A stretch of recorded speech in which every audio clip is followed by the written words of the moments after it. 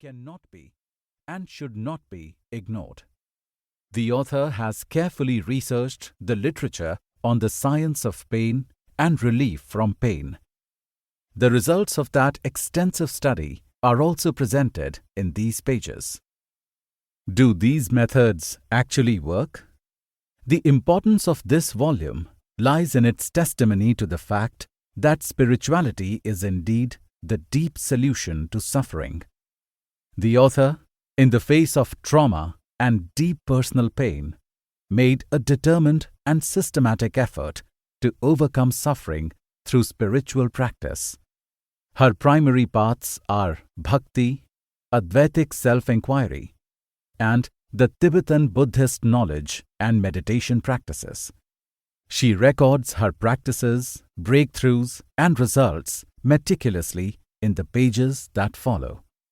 Ultimately, it is up to the individual seeker. Pain is a wake-up call. How much longer will you suffer? Awaken out of the slumber of complacency.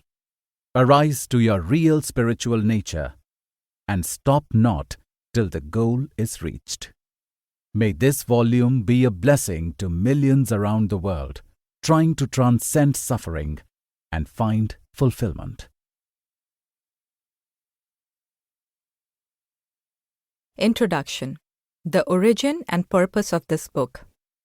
Everyone understands pain and suffering. It is something that we all share. It is utterly intimate yet universally shared.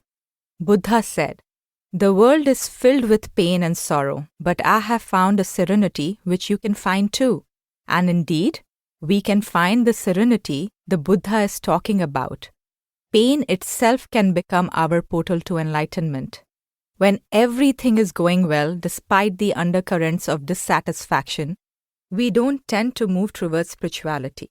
However, when our world is turned upside down by a tumultuous event, there is no other option but to gather the pieces of our upended life with the timeless wisdom of faith and spirituality. The worst kind of loss one can suffer maybe is what it takes to become a Buddha. Death is the greatest pain and a fact of life, yet we fail to notice it until our own loved one dies. What is death? Will I die too? This is our inherent subconscious fear, but one that we are rarely aware of.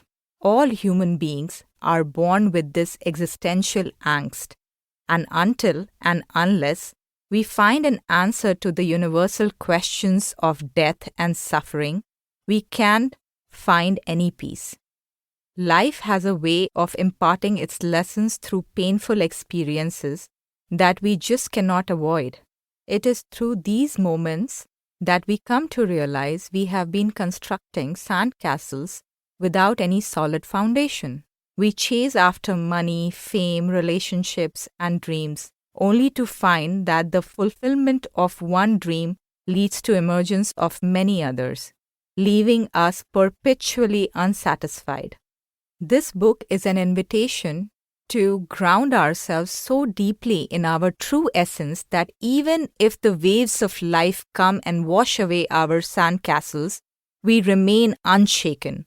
It is a transformative journey that requires us to let go of all our illusions and awaken to the truth within. Let this book take you by the hand and lead you to a place of authentic beingness, where you can find the inner peace and fulfillment that you have been searching for. Buddha said that life is suffering, and I never understood this until I lost my mom. Losing her shifted the very grounds of my existence. I had barely been able to pull myself out of the grief when the inevitable got replayed in my life again, and that too with an unimaginable intensity. My younger brother, the late Bollywood actor Sushant Singh Rajput, was found dead in his Mumbai apartment in mysterious circumstances. Prima facie, the death looked like suicide. His passing took the world by storm, especially the 1.8 billion people with roots in the Indian subcontinent. I started getting calls and